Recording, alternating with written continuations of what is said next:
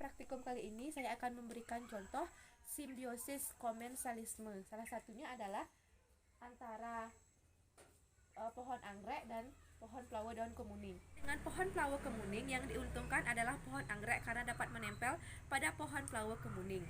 Kemudian pohon pelawa kemuning tidak dirugikan karena anggrek dan pohon pelawa kemuning dapat menghasilkan makanannya sendiri. Selanjutnya adalah daun sisik naga dengan pohon kamboja, yang mana daun sisik naga menempel pada pohon kamboja dan pohon kamboja tidak dirugikan oleh daun sisik naga dikarenakan mereka berdua dapat membuat cadangan makanannya sendiri.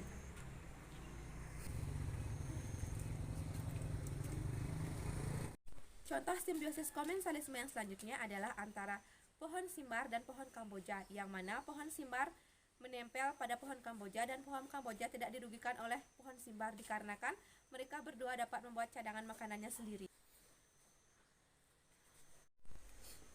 Contoh simbiosis komensalisme yang selanjutnya adalah antara daun sirih dan pohon dadap, yang mana daun sirih menempel pada daun dadap dan daun dadap tidak dirugikan oleh daun sirih tersebut karena mereka berdua dapat membuat makanannya sendiri.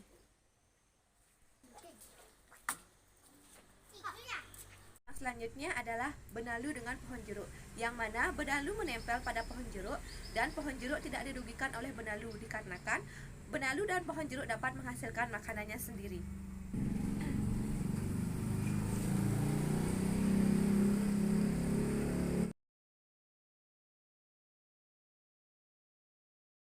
Selanjutnya adalah simbiosis parasitisme, yang artinya adalah simbiosis yang menguntungkan satu jenis makhluk hidup. Contohnya adalah antara kutu dan anjing, yang mana kutu yang berada pada anjing dapat membuat anjing gatal dan kutu mendapatkan asupan makanan dari anjing tersebut. Selanjutnya adalah tanaman dan ulat, di mana tanaman kehilangan daun yang dapat digunakan untuk mengolah sumber makanan dan ulat mendapatkan makanannya dari daun-daunan tersebut.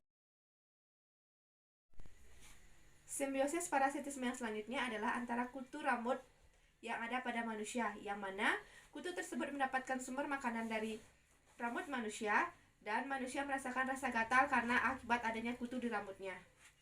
Parasitisme yang selanjutnya adalah antara jamur pada kulit manusia, yang mana jamur tersebut menempel pada kulit manusia yang menyebabkan gatal.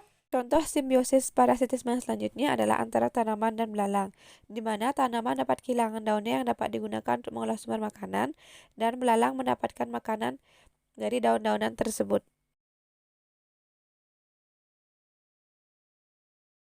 Mutualisme adalah simbiosis yang terjadi di antara dua jenis makhluk hidup. Yang mutualisme adalah simbiosis yang menguntungkan antara dua jenis makhluk hidup. Contohnya adalah antara tumbuhan dan manusia, di mana manusia memerlukan oksigen dari tumbuhan dan tumbuhan memerlukan karbon dioksida dari manusia untuk melakukan proses fotosintesis.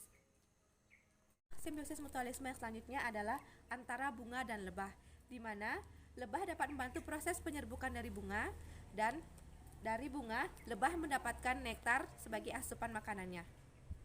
Simbiosis mutualisme yang selanjutnya adalah antara kupu-kupu dengan bunga, yang mana kupu-kupu membantu proses penyerbukan dari bunga dan dari bunga kupu-kupu mendapatkan nektar atau madu sebagai bahan makanannya.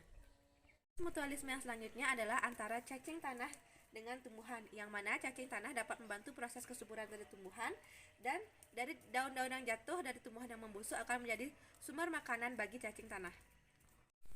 Contoh simbiosis parasitisme yang selanjutnya adalah antara manusia dan bakteri E. coli, yang mana manusia dibantu dalam proses pembusukan sisa makanan di usus besar dan bakteri E. coli membantu pembusukan tersebut dalam usus besar.